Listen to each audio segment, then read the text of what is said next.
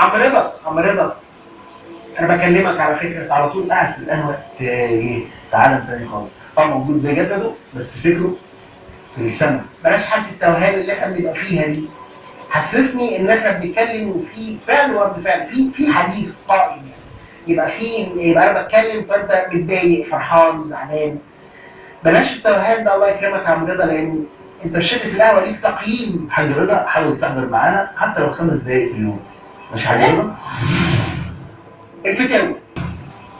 عم رضا انا بكلمك على فكره، على طول قاعد في القهوه ايه، في عالم تاني خالص. اه موجود بجسده بس فكره في السماء. بلاش حالة التوهان اللي احنا بنبقى فيها دي.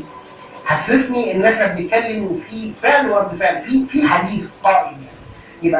يبقى انا بتكلم فانت متضايق فرحان زعلان.